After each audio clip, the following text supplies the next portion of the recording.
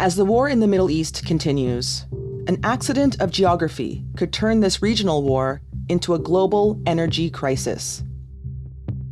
The Strait of Hormuz is a narrow passageway from the Persian Gulf into the Arabian Sea.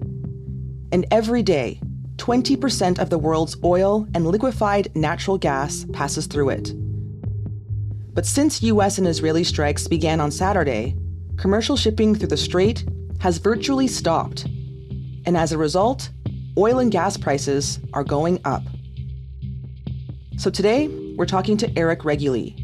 He's the Globe's European bureau chief. He'll break down the role that oil and natural gas play in the war and how the effects of this conflict could ripple out far beyond the Middle East. I'm Cheryl Sutherland, and this is The Decibel from the Globe and Mail.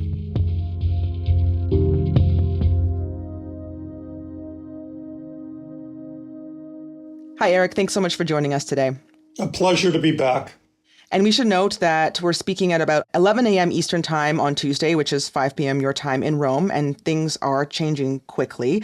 So with that in mind, knowing things could continue to change, what's going on with the energy markets right now? Well, today was another big rise in both oil and natural gas prices. It started yesterday morning when the markets opened in Europe. Oil shot up, natural gas shot up a lot more, and that trend continued today. I would not say, Cheryl, that we're in an oil crisis yet. We're on the verge of a gas crisis, though. Right. Okay. So just to get some numbers in here, on Tuesday, Brent crude was up to US 83.50 a barrel. So that's extending the two-day rise to 13%. Yes. And then, like you said, liquefied natural gas is where the price has really shot up. In Europe, the price for LNG is up 25% on Tuesday, but 50% from the previous day. So does that make it 75% total? About that. Yes, about that. Now, when Russia invaded Ukraine in 2022, gas prices went up a lot higher and a lot faster than in the last 2 days. But they're getting very high now, and economists are worried that these surging energy prices could stoke inflation. And this is bad news for Donald Trump with the midterm elections coming up and affordability being a huge, huge story. Absolutely. So when we talk about the prices going up, there is a difference between liquefied natural gas and oil. Oil is going up, but liquefied natural gas is going up much higher at this point. Why hasn't the price of oil been impacted as much as the price of liquefied natural gas? That's a good question. That's because there are a lot of sources of oil on the planet. United States, for example, is actually a net exporter, meaning it exports more oil and oil products than it takes in. OPEC supply is actually rising. There's a glut of oil on the market.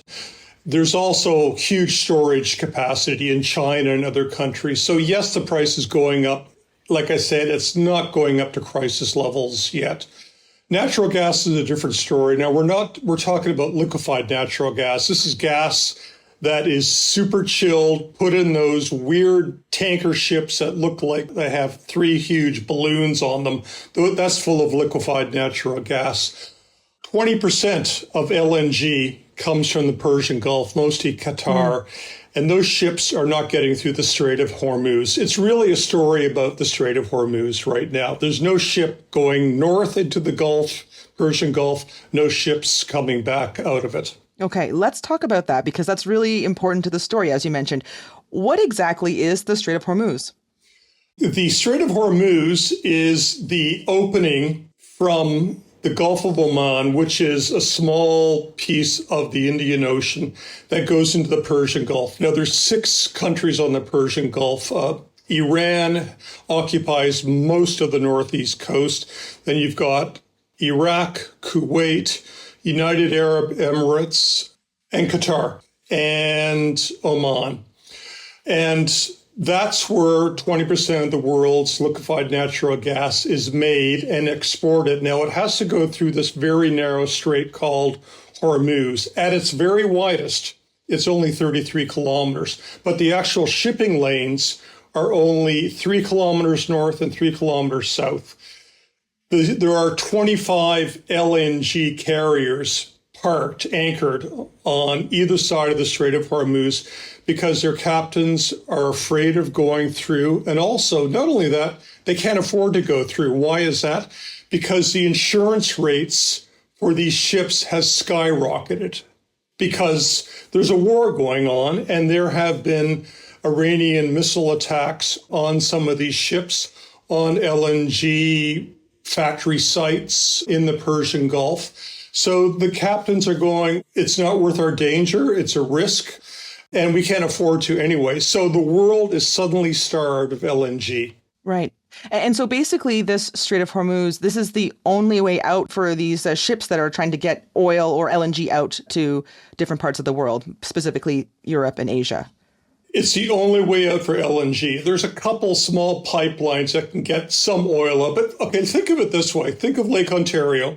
There's only one exit downstream, which is the St. Lawrence. It's exactly like someone's blocked the St. Lawrence River. You can get a ship close. You can't get a ship past 1,000 Islands into the greater St. Lawrence. It's exactly the same scenario.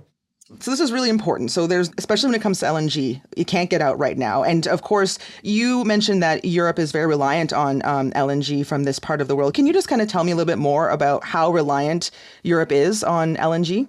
Okay, I got to go back to the Ukraine war and the Russian invasion in February 2022. Yeah.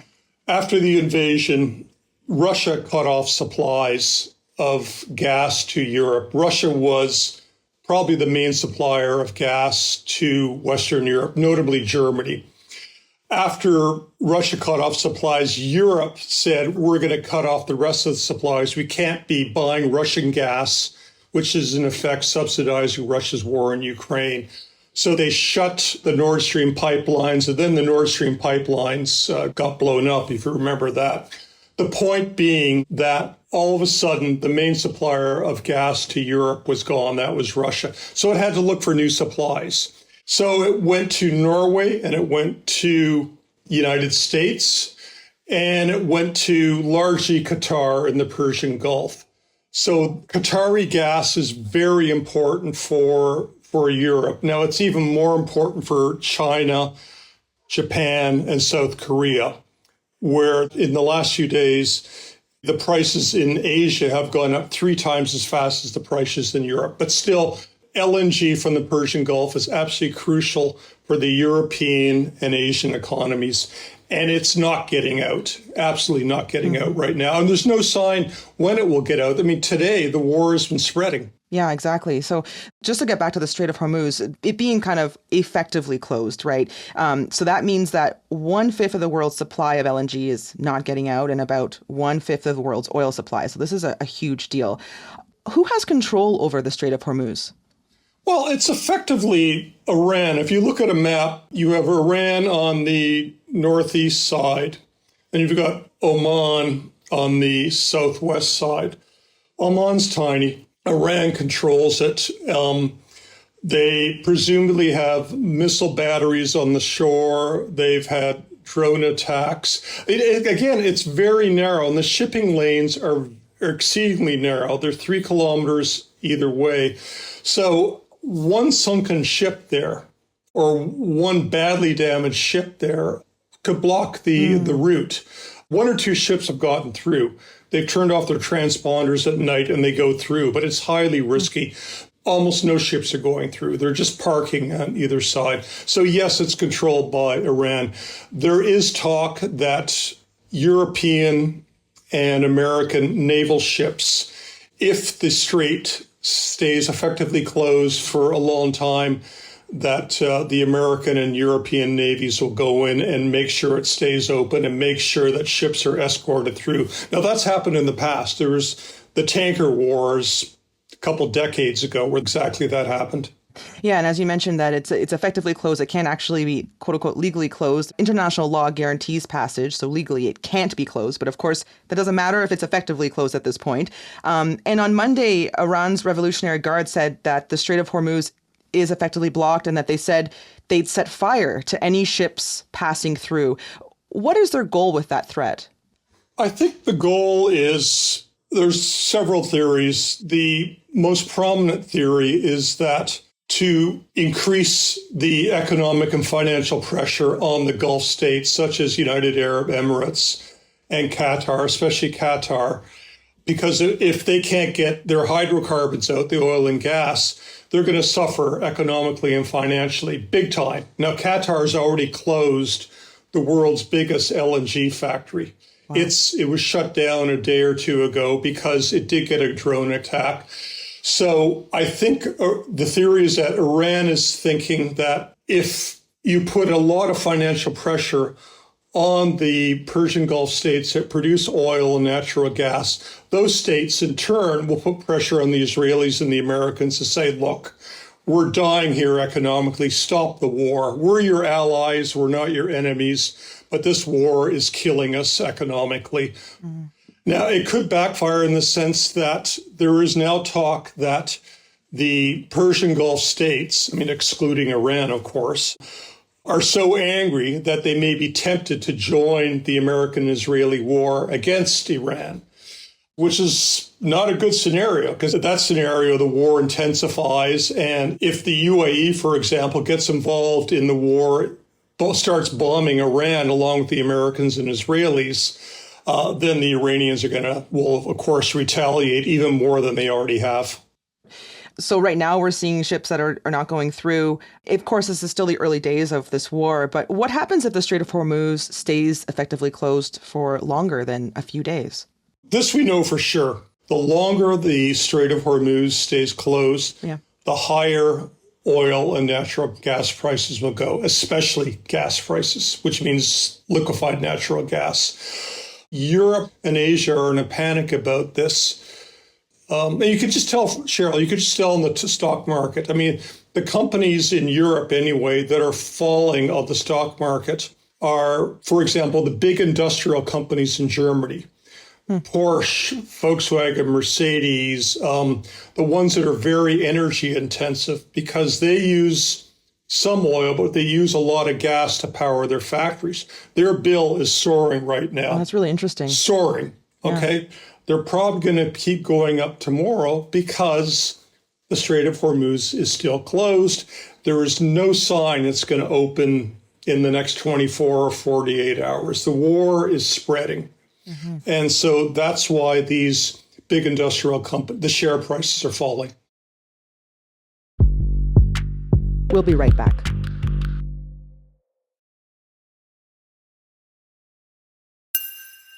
Let's follow these ripple effects further outward. We talked a little bit about how China is heavily reliant on energy from this area. What are we hearing from China at this point? Well, China today has begged the Americans, begged the UN, begged the Europeans, said, look, we need that strait open. This is bad for the planet environmentally because LNG is actually a lot cleaner fuel than coal. China has got a lot of coal. So as LNG supplies go down, they're going to start firing up more coal plants, which means more pollution, more CO2, more global warming. And let's hope this is just temporary. But China does have options. It loves LNG, but it also loves coal, and it's got hundreds and hundreds of coal plants. What about Europe then? You did mention how some of these companies are being hit hard in the markets, but what are they doing right now to deal with this shortage? Well, they're suffering. They're not getting gas from Russia because it's blockaded, it's embargoed. So the Americans will ship more LNG. America is a huge LNG exporter. Canada actually is starting to export LNG from the West Coast, not the East Coast. And it just started. There's not enough Canadian LNG to make a dent in the world markets. Now, there may be in 5 years, not right now. And it's a long way to go from British Columbia all the way across the Pacific to Europe. It just doesn't make any financial sense if you can think of the amount of fuel these ships have burned just to get there, going a long way around the world. So who will benefit from this? Certainly United States, certainly Norway, but, they only have so much capacity. Now, the winter is ending in Europe. So LNG, the burn rate will start declining as the warmer weather comes in the next month or so. But it all goes back to the Strait of Hormuz. If it stays blocked, then again, I don't know for how long, but let's say if it stays blocked for a month, which it really could, then you have an energy crisis in Europe. You brought up Canada there, and I just wanted to make a note here that Canada's Energy Minister, Tim Hodgson, told the CBC that he's, quote, starting to get calls from countries about how Canadian energy producers can fill the gap. You already talked about how it's possibly not realistic for Europe to be relying on Canada, especially as we don't have that much LNG. But I guess, like, what do you make of the fact that countries, we don't know which countries, but countries are calling Tim Hodgson looking for potential ways of Canada filling this gap? Well, it shows two things. One, how desperate they are, these countries. They're looking for energy supplies anywhere they can get it, but also their lack of knowledge about Canada. I mean, we know, you and I know, there's no LNG in the East Coast anyway, just starting on the West Coast. But, you know, the knowledge of Canada, you know, I've lived in Europe a long time, is pretty small. And, you know, the average European would think, oh, energy is huge in Canada, that Canada is an energy powerhouse. It is, but only in North America it is. It's not, you know, it doesn't export energy to Europe, really. You know, it exports oil to the United States, and it's just starting to export LNG to Asian markets, but not to European markets. What do we know about what the U.S.'s goals are for Iran's energy industry? I think Donald Trump, who is totally transaction-oriented, would like a, quote, deal. He always wants a deal. Now, remember last year in Ukraine, he did a deal. He said, Ukraine, Zelensky, will give you some weapons, some financing, some help to make sure you can continue this war. In exchange, we want access to your resources, to specifically your rare earth metals. Trump is obsessed with rare earth metals because China has a stranglehold on them. So the United States is looking for alternative supplies. I don't think Donald Trump wants the wholesale destruction of Iran. Why? A, I don't think he can afford a long war. B, he is soon going to get worried about energy prices.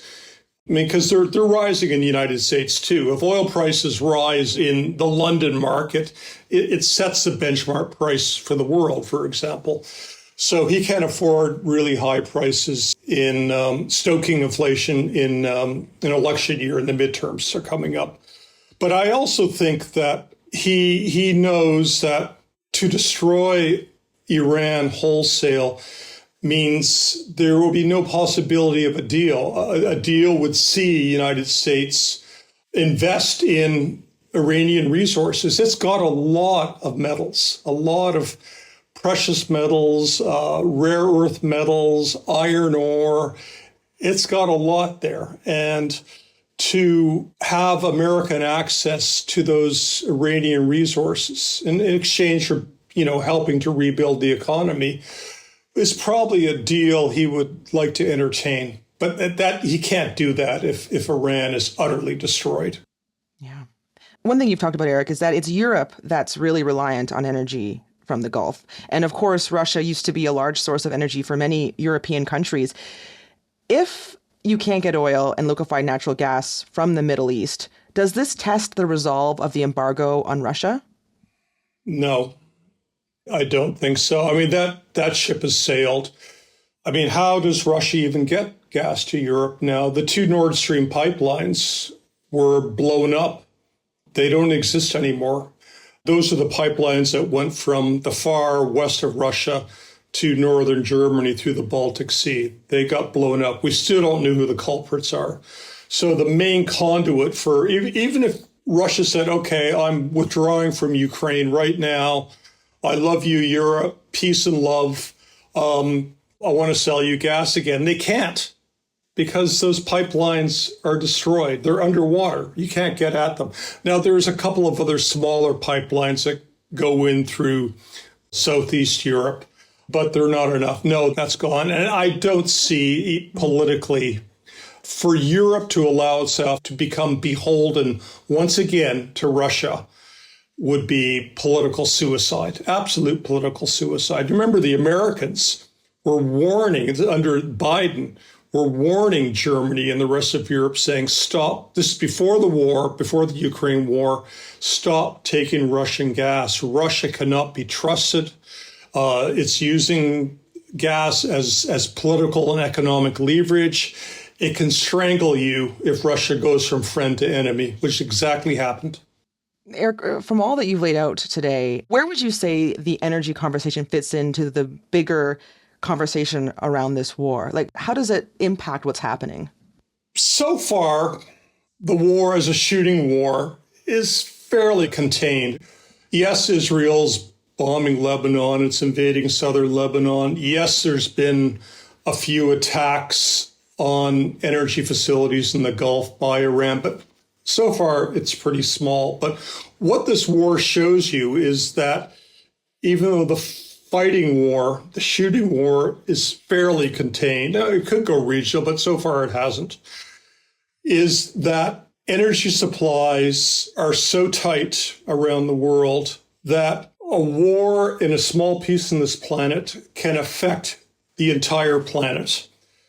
It has, because look at gas prices, up 50, 60% in 2 days alone. Oil prices up 12, 13, 14% in 2 days alone. And these are going to keep going up as long as the Strait of Hormuz. So in this sense, in the energy sense, this war is affecting every single person on the planet.